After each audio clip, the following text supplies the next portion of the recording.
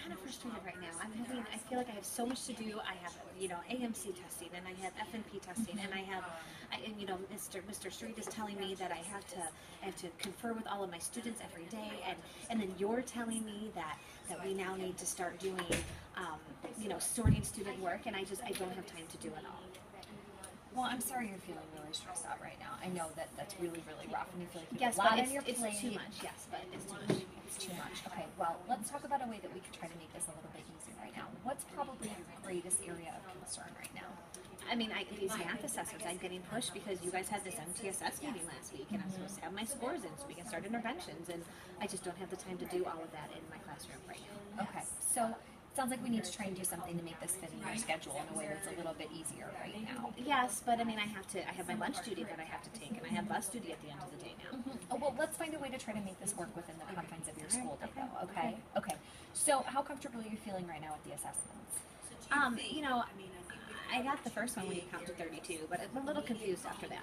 Okay, well, what exactly are we trying to look at with your students? What's the greatest area of concern for you right now? If they can really truly add or subtract in those basic lessons, up to 10. I'm a little concerned about that. I don't think they can all do that. Okay, so it looks like we probably have to think about a couple of different assessments that are more in the middle. One is not really going to cut it for your kiddos right now. So yes, but I was told that's where I should start. Okay, so what kind of information have you noticed that leads you to believe that you have to start at one? Well, they're counting on their fingers all the time. Do you feel like they have one-to-one correspondence already? They can move some pieces around, and I can see that. But I haven't had time to sit with all of them individually at the tables. Gotcha.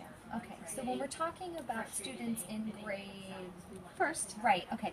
So when we're talking about first grade students, we probably want to gain a little bit of background information about them. So here's what I would suggest. I would suggest us starting with assessment 1. If you want to kind of weed out some of those concerns about one-to-one correspondence, we need to see where those major issues are.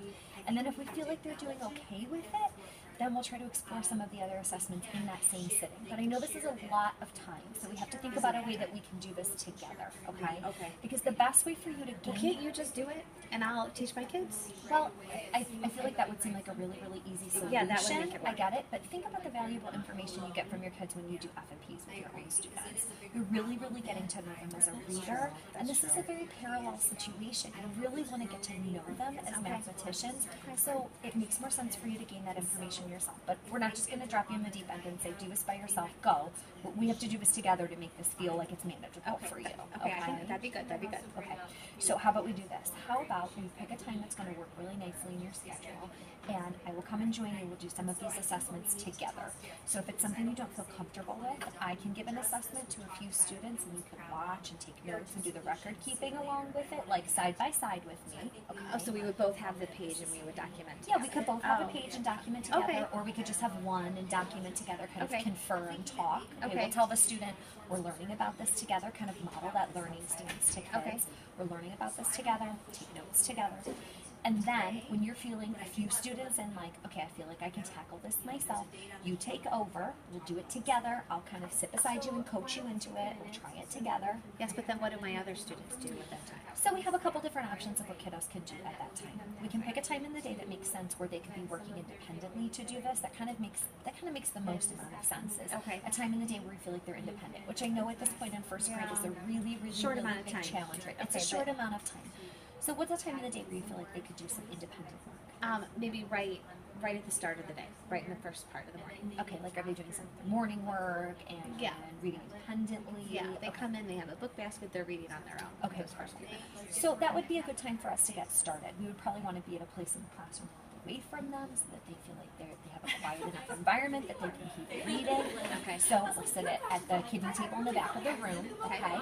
And then what we'll do is, once we're done doing this side by side, once we feel like we've kind of pushed it from I'm doing it to you're feeling more confident on your Okay. own, if we're at a place where we feel confident like that, then I can be the one that gets up and kind of checks what's happening with the other kiddos in the classroom while you keep going, and then I'll keep coming back to you and checking in about any questions. I'll stay there as long as you want me to feel really confident with this on Okay. your own. All right.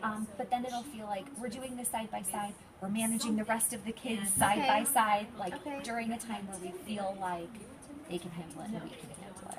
Does that seem manageable? Yeah, that seems manageable. You know, that'll really help. Thank you. No problem. Well, I don't want you to feel like this is more on your plate. We just have to tackle it together so it feels more manageable. Yeah, that helps. That helps. All right. Well, thank you. No problem. Stop.